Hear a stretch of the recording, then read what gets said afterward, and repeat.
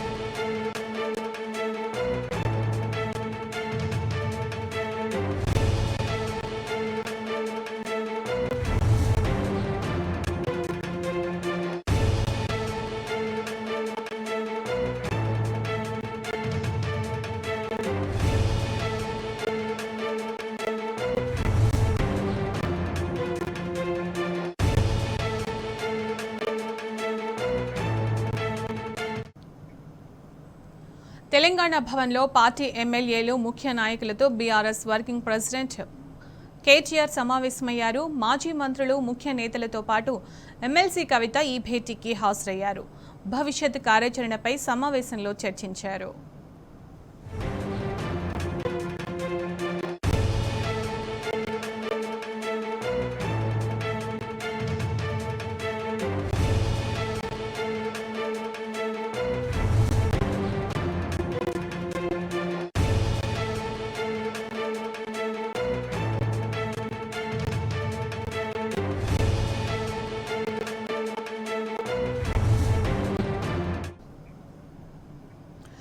కాంగ్రెస్ శాసనసభాపక్ష సమావేశం ముగిసింది. గచ్చిబౌలిలోని హోటల్ ఎల్లాలో జరిగిన సీఎల్పీ సమావేశానికి Karnataka deputy CM DK Shivakumar, AICC ముఖ్య నేతలు, పరిశీలకులు హాజరయ్యారు.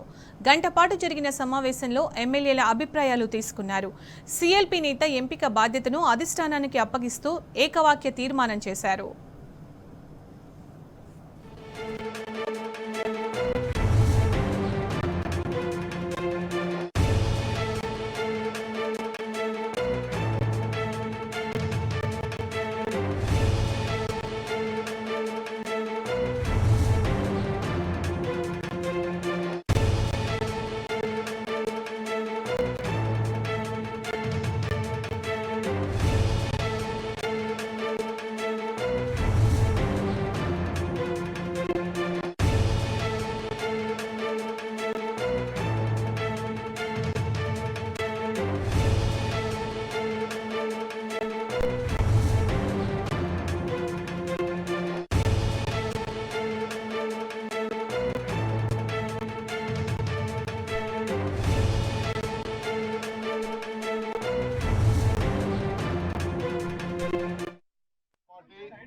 Of the newly elected members from the Congress party. First, the Congress Legislative Party decided to thank the voters of Telangana for giving an opportunity to the Congress party to serve them better with a good governance. The legislators thank the Congress President Shri Mallikarjun Kharge ji, Sonia Gandhi ji, Rahul Gandhi ji, Priyanka Gandhi ji, and all the senior Congress leaders who came, campaigned, helped for them, and guidance and contribution. All the members of the Congress newly elected party unanimously resolved to authorize the AICC President Shri Mallikarjun Kharge ji to appoint the Congress Legislative Party leader. It was being moved by the PCC President Mr. Revanth Reddy, seconded by Patti, Vikramaditya, Uttam Kumar Reddy, Damodar Raj, Humpty Reddy, Sridhar Babu, Ponnam Prabhakar, Sitaka, Prem Sagar, Vandal Sureka, Paul Nayak, Tumala Nageshwar Rao, Mannotu Srinivas, Vedam Bhoja, and Andi Srinivas. All these people seconded, and it was being proposed by our PCC President Mr. Revanth Reddy. This authorization will be sent to the AICC President Mr. Mallikarjun Kharge ji, and all of them decided whatever the AICC President and the High Command decide, we will go by the decision of the party. This is the latest information to all of you. We also will meet all the legislators independently, seek their opinion, but still they have given their opinion that it should go to High Command, but still we will. BRS party పుట్టిందే తెలంగాణ అభివృద్ధి కోసమన్నారు Korutla MLA Kalvakuntla Sanjay. తనను గెలిపించిన ప్రజలకు ఆయన కృతజ్ఞతలు చెప్పారు. ప్రజలకు ఎల్లప్పుడూ అందుబాటులో ఉంటానని తెలిపారు. ఆశీర్వాదంతో మీరు తీసుకెళ్లిన సమాచారంతో మా కొరుట్ల కాన్స్టిట్యున్సీ ప్రజలందరినీ మీరు చైతన్యవంతులు చేసి, అన్నిటికంటే ముఖ్యంగా మీ బిడ్డను గెలిపించినందుకు మీ అందరికీ రుణపడి ఉన్నాను. రేపొద్దున మీ అందరికీ కూడా మీ బిడ్డలాగా, మీ తమ్ముళ్ళలాగా, మీ అన్నలాగా మీ అందరి కోసం నిలబడతారు ఇప్పటి నుంచి. అట్లానే అన్నిటికంటే ముఖ్యంగా మన కొరుట్ల కాన్స్టిట్యున్సీ ప్రజలందరికీ నన్ను గెలిపించినందుకు మీకున్న ఆకాంక్షలన్నీ కూడా నెరవేర్చే బాధ్యత నాది. 100% రోజు 24 గంటలు మీకు ఏ కష్టం వచ్చినా మీకోసం నిలబడతాను. ప్రతిపక్షంలో ఉన్న రోజు పొద్దున మన కొరుట్ల కాన్స్టిట్యున్సీకి కావాల్సిన అభివృద్ధి గురించి రోజు పొద్దున నుంచి సాయంత్రం వరకు తప్పకుండా మీ అందరి కోసం పోరాడతాం. మీ అందరి ఆశీర్వాదాన్ని తప్పకుండా నిలబెడతా అని చెప్పి మీ అందరికీ పేరు పేరున నమస్కారం తెలియజేస్తా ఉన్నా. ప్రజలు ఇక్కడ కొరుట్ల కాన్స్టిట్యున్సీలో స్పెషల్లీ మన బిడ్డ ఉండాలని చెప్పి బ్రహ్మాండమైన నిర్ణయం ఇచ్చిండ్రు. ఇంత కష్టకాలంలో కూడా 5వసారి మళ్ళీ బీఆర్ఎస్ పార్టీని మళ్ళీ ఇక్కడ నిలబెట్టినందుకు మళ్ళీ ఒకసారి వాళ్ళందరికీ కూడా ధన్యవాదాలు తెలియజేస్తా ఉన్నా. మా మీద పెట్టిన నమ్మకాన్ని తప్పకుండా కేసీఆర్ గారు కలగన్న బంగారు తెలంగాణ దిశగా 100% అభివృద్ధి పదంలో ఉంటుంది. 100% ఏమేమి కావాలో దానికోసం ఎంత పోరాడాలో, ఎంత పోరాటమైనా చేసినా మన కాన్స్టిట్యున్సీకి కావాల్సిన అభివృద్ధిని తప్పకుండా చేస్తాం. ఆంధ్రప్రదేశ్కు మిచాంగ్ తుఫాన్ ముప్పు పొంచి ఉంది. నైరుతి బంగాళాఖాతంలో వాయువ్య దిశగా మిచాంగ్ తుఫాన్ గంటకు 13 కిలోమీటర్ల వేగంతో కదులుతోంది. చెన్నైకి 150 కిలోమీటర్లు, నెల్లూరుకు 250 కిలోమీటర్లు, బాపట్లకు 360 కిలోమీటర్లు, మచిలీపట్నానికి 380 కిలోమీటర్ల దూరంలో తుఫాను కేంద్రీకృతమైంది. రేపు మధ్యాహ్నం నెల్లూరు, మచిలీపట్నం మధ్య తుఫానుగా తీరం దాటనుంది. దీని ప్రభావంతో ఇవాళ రేపు కోస్తా ఆంధ్రలోని చాలా చోట్ల తేలికపాటి నుంచి మోస్తారు వర్షాలు, పలుచోట్ల భారీ నుంచి అతి భారీ వర్షాలు కురుస్తాయని వాతావరణ శాఖ వెల్లడించింది.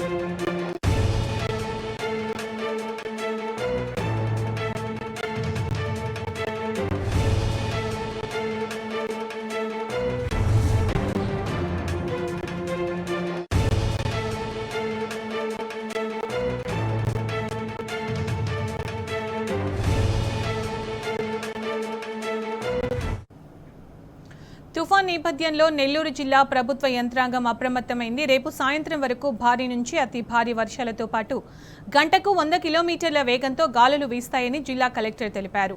దీంతో అధికారులు అప్రమత్తంగా ఉండాలని, తుఫాను ప్రభావం తగ్గే వరకు జిల్లా నుంచి గ్రామస్థాయి వరకు అధికారులు, సిబ్బంది ప్రజలకు అందుబాటులో ఉండాలని ఆదేశించారు. తీర ప్రాంతాల్లోని ప్రజలను సురక్షిత ప్రాంతాలకు తరలించాలని సూచించారు.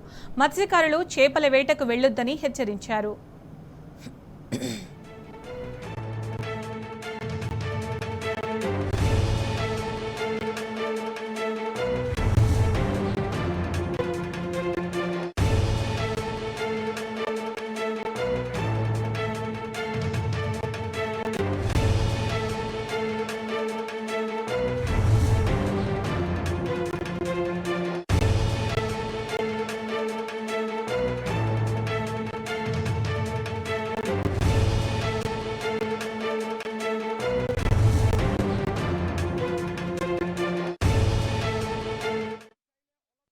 మిచాంగ్ తుఫాన్ తమిళనాడుపై పగబట్టింది. ఇప్పటికే ఈశాన్య రుతుపవనాల ప్రభావంతో రాష్ట్ర వ్యాప్తంగా భారీ వర్షాలు కురుస్తుండగా ఇప్పుడు సైక్లోన్ ధాటికి కకావికలమవుతోంది. తుఫాన్ ఎఫెక్ట్తో చెన్నై, చెంగల్పట్టు, తిరువళ్లూర్, కాంచీపురం సహా పలు జిల్లాల్లో భారీ నుంచి అతి భారీ వర్షాలు కురుస్తున్నాయి. భారీ వర్షాల దృష్ట్యా చెన్నై సహా 3 జిల్లాలకు రెడ్ అలర్ట్ జారీ చేసింది ఐఎండీ. రాణిపేట, వేలూరు, తిరువన్నామలై, విళుపురం, కళ్లకురిచి, కడలూరు జిల్లాల్లో కుండపోత వర్షాలు కురుస్తాయని పేర్కొంది.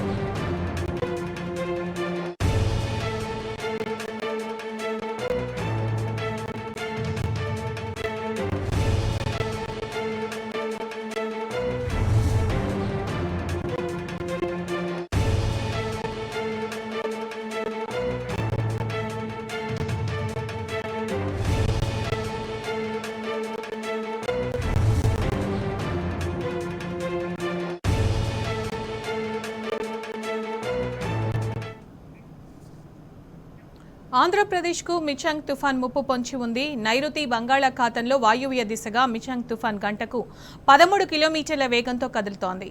చెన్నైకి 150 కిలోమీటర్లు, నెల్లూరుకు 250 కిలోమీటర్లు, బాపట్లకు 360 కిలోమీటర్లు, మచిలీపట్నానికి 380 కిలోమీటర్ల దూరంలో తుఫాన్ కేంద్రీకృతమై ఉంది. రేపు మధ్యాహ్నం నెల్లూరు, మచిలీపట్నం మధ్య తుఫానుగా తీరం దాటనుంది. దీని ప్రభావంతో ఇవాళ రేపు కోస్తా ఆంధ్రలోని చాలా చోట్ల తేలికపాటి నుంచి మోస్తాలు వర్షాలు, పలుచోట్ల భారీ నుంచి అతి భారీ వర్షాలు కురుస్తాయని వాతావరణ శాఖ వెల్లడించింది.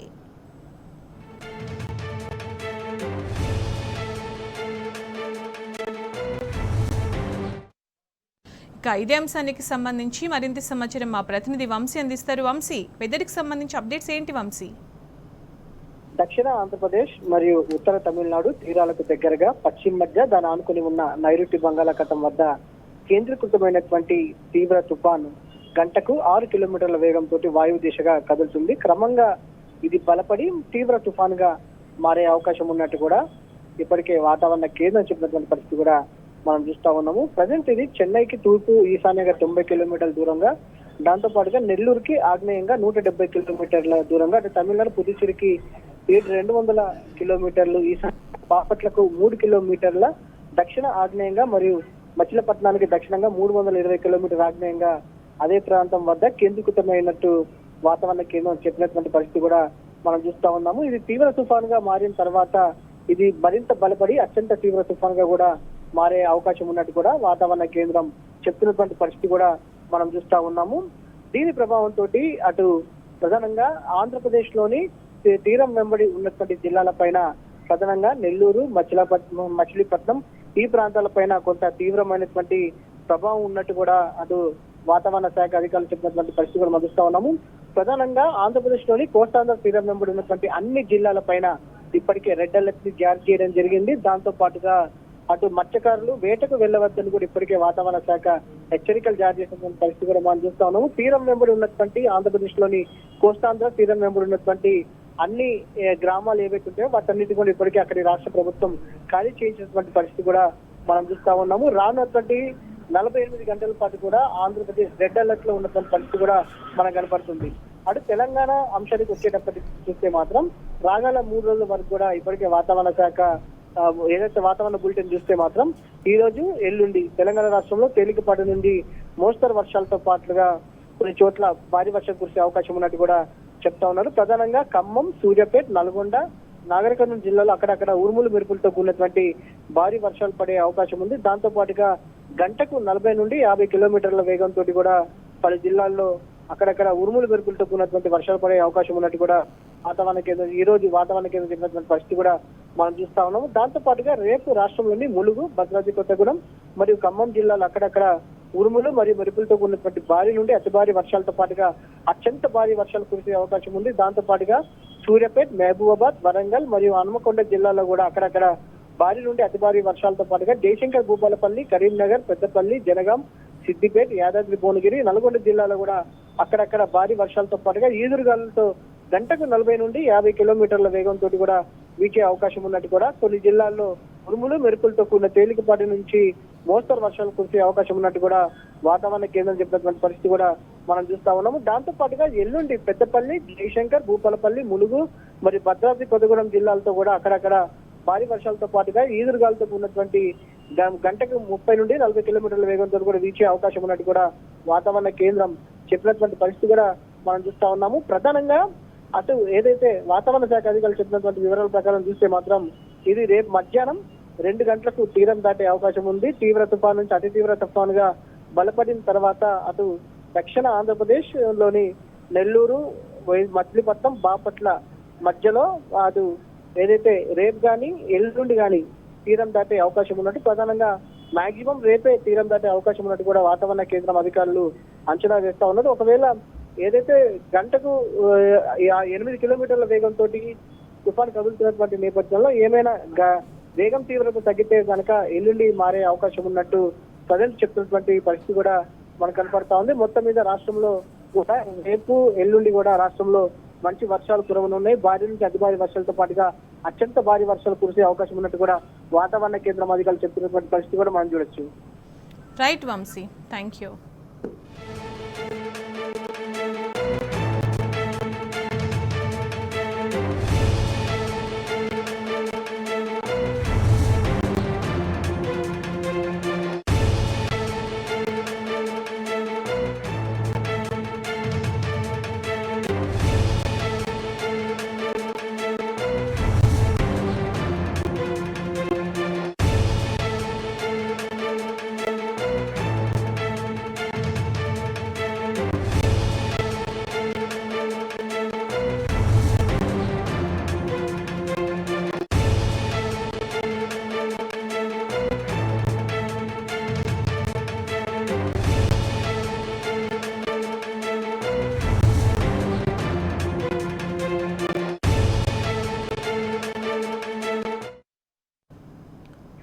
మనిషి సృష్టించిన కృత్రిమ మేధస్సు భస్మాసుర హస్తమేనా?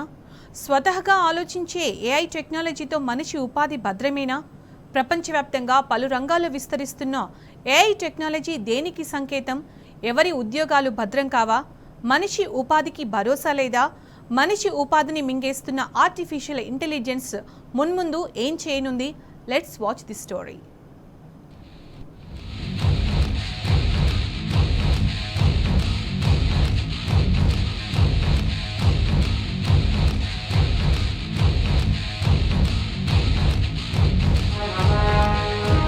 భూమి మీద ఉన్న అన్ని జంతువుల కంటే మనిషి తెలివైనవాడు. మేధస్సు మూలంగానే మనిషి అన్ని జంతువులపై ఆధిపత్యం సాగిస్తున్నాడు. కానీ ఇప్పుడు మనిషి తనను మించిన మేధస్సును తానే సృష్టించుకుంటున్నాడు. అదే ఆర్టిఫిషియల్ ఇంటెలిజెన్స్. ఇప్పటికే ప్రపంచవ్యాప్తంగా ఏఐ సంచలనాలు సృష్టిస్తున్నది. ఒకప్పుడు మనిషి టెక్నాలజీని వాడుకొని పనులు సులభం చేసుకున్నాడు. అంతవరకు ఓకే. కానీ ఇప్పుడు అడుగు ముందుకేస్తున్నాడు. తను సృష్టించిన టెక్నాలజీనే పని చేసివ్వమని చెబుతున్నాడు. మనిషిలా ఆలోచించి పనులు చేసి పెట్టే ఏఐ టెక్నాలజీని సృష్టించాడు. కానీ ఇప్పుడు ఆ టెక్నాలజీ మనిషి పాలిట భస్మాసుర హస్తంగా పరిణమిస్తున్నది.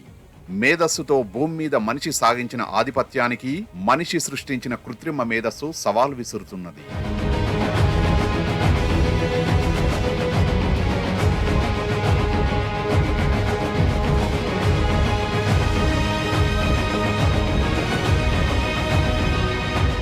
ఏఐ టెక్నాలజీలో శరవేగంగా వస్తున్న మార్పులు మనిషి ఉపాధికి ముప్పు తెస్తున్నాయి. ప్రస్తుతానికి ఉద్యోగాలపై ప్రభావం చూపుతున్న ఏఐ భవిష్యత్తులో మనిషి మనుగడకే ముప్పు తెస్తుందని టెక్నాలజీ నిపుణులు హెచ్చరిస్తున్నారు. రాబోయే రోజుల్లో 80% ఉద్యోగాలతో పాటు మనిషి ప్రైవసీకి కూడా ముప్పు ఖాయమంటున్నారు. ఇప్పటికే పలు రంగాల్లో ఏఐ మూలంగా లక్షల సంఖ్యలో ఉద్యోగులు ఉపాధి కోల్పోయారు. కృత్రిమ మేధ సృష్టిస్తున్న సంక్షోభం హాలీవుడ్ సినిమా రంగాన్ని సైతం తాకింది. భారతీయ సినిమా రంగంలో సంచలనం సృష్టించిన రోబో 2.0 సినిమాలు గుర్తున్నాయి కదా. రోబో టెక్నాలజీపై భవిష్యత్తును ఊహించిన ఫిక్షన్ చిత్రాలివి. కానీ ఇప్పుడు ఆ ఫిక్షన్ వాస్తవ రూపం సంతరించుకుంటున్నది. రాబోయే రోజుల్లో మనుషుల్ని శాసించే రోబోలు వచ్చినా ఆశ్చర్యం లేదు.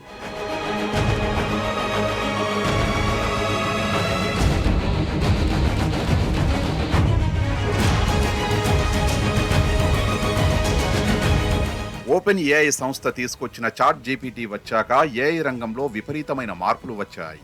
ప్రపంచవ్యాప్తంగా ఎన్నో కంపెనీలు ఉద్యోగుల సంఖ్యను తగ్గించుకున్నాయి. గూగుల్, మైక్రోసాఫ్ట్, అమెజాన్, మెటా వంటి పెద్ద సంస్థలు మాస్ లేఆఫ్స్ ప్రకటించాయి. ఇప్పటికే చాలా కంపెనీలు రకరకాల పనులకు చాట్ జీపీటీని వాడుతున్నాయి. భవిష్యత్తులో ప్రపంచ టెక్ దిగ్గజ కంపెనీలు కొత్త రకం ఏఐలను డెవలప్ చేసే పనిలో పడ్డాయి. రాబోయే 10 ఏళ్లలో దాదాపు 1.7 మిలియన్ అమెరికన్ ట్రక్ డ్రైవర్ల స్థానంలో రోబోలు రానున్నట్టు అంచనా. ఇప్పటికే సాఫ్ట్వేర్ రంగంలో కంటెంట్ రైటర్లు రోడ్డున పడుతున్నారు. ప్రూఫ్ రీడర్లు, ట్రాన్స్లేటర్ల ఉద్యోగాలు ఇక భవిష్యత్తులో కనిపించకపోవచ్చు. వాల్మార్ట్, అమెజాన్ వంటి మల్టీనేషనల్ కంపెనీలు డెలివరీ పర్సన్స్ ను తగ్గించుకొని వారి స్థానంలో రోబోలు, డ్రోన్స్ వాడే పనిలో ఉన్నాయి. వైద్య రంగంలో రోబోటిక్ సర్జరీలు సంచలన ఫలితాలు సృష్టిస్తున్నాయి. మానవ సాయం లేకుండా అటానమస్ రోబో విజయవంతంగా కీహోల్ సర్జరీ చేసింది. 10 మంది డాక్టర్లు చేసే సర్జరీలను ఒక్క రోబో చేసినా ఆశ్చర్యం లేకపోలేదు.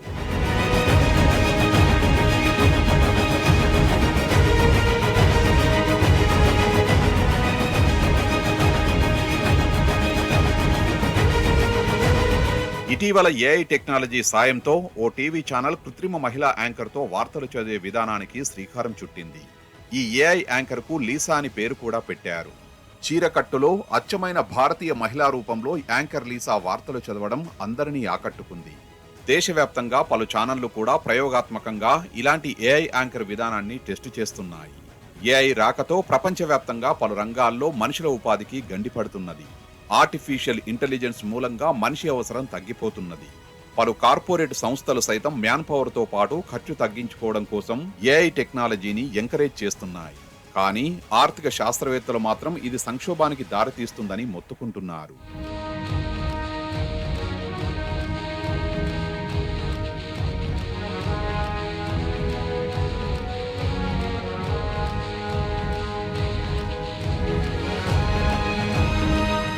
హాలీవుడ్ పరిశ్రమకు సైతం ఏఐ సెగ తాకింది.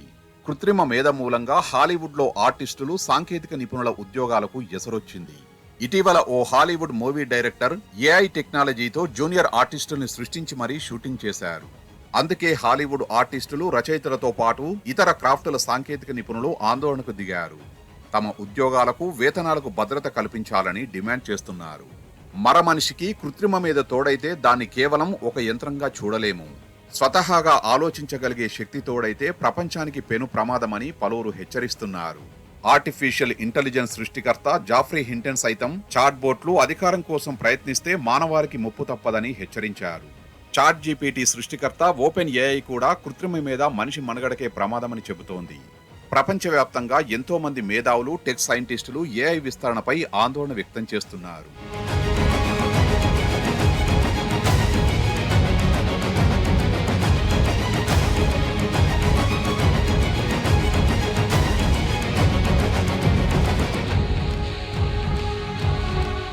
ఇప్పటికే పలు రంగాల్లో ఏఐ టెక్నాలజీ విస్తరిస్తోంది.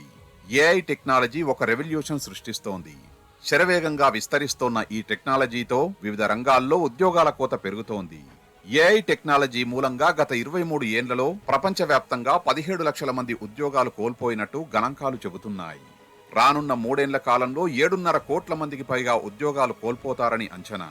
Bank telecaller, data entry operators, ఉత్పత్తి కార్మికులు, కంటెంట్ క్రియేటర్స్, టెలిమార్కెటర్స్, కస్టమర్ కేర్ ఏజెంట్లు, అకౌంటెంట్లు, డ్రైవర్లతో పాటు మరెన్నో ఉద్యోగాలను ఏఐ రీప్లేస్ చేయనుంది. మనిషి అవసరం లేకుండా ఈ పనులన్నీ చేసే సామర్థ్యం ఏఐకి ఉంది. మారుతున్న సాంకేతికతకు అనుగుణంగా అప్డేట్ అయ్యే వారికి ఉద్యోగాలకు కొరత ఉండదని కొందరు చెబుతున్నారు. అందుకే ఇప్పుడు AI technology tools, machine learning tools ప్రాధాన్యత సంతరించుకున్నాయి. అందుకే Google CEO Sundar Pichai AI revolution ను పాజిటివ్ కోణంలో చూడాలంటున్నారు. ఈ సాంకేతికత మూలంగా కొత్త ఉద్యోగాల రూపంలో ఉపాధి దొరుకుతుందని చెబుతున్నారు.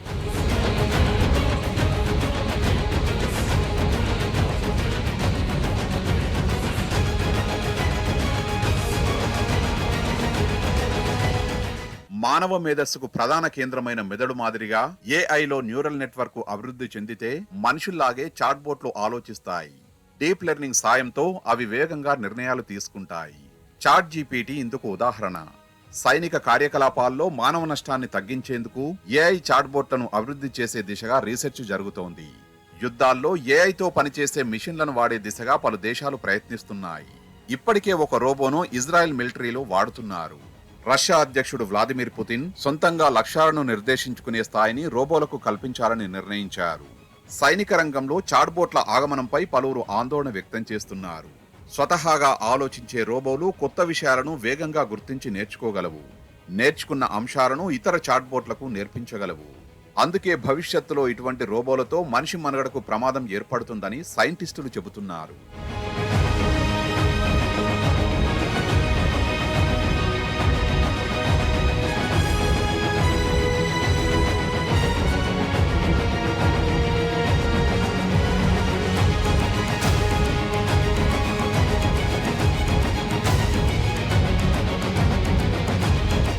ఏఐ అభివృద్ధికి కృషి చేసినప్పుడు ఇంతలా ముప్పు ఉంటుందని ఏఐ పితామహుడు జాఫ్రీ హింటన్ కూడా ఊహించలేదేమో.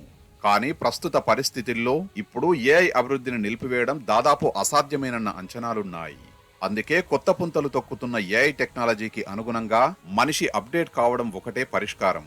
కృత్రిమ మీద కోట్ల సంఖ్యలో ఉద్యోగాలకు ఎసరు పెట్టడమే కాదు, కొత్త ఉద్యోగాలను కూడా సృష్టిస్తున్నది.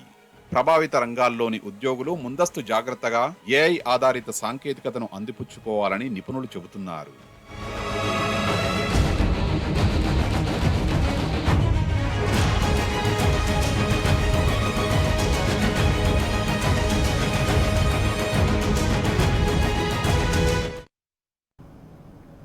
ఇవి బులెటిన్ విశేషాలు. నమస్తే.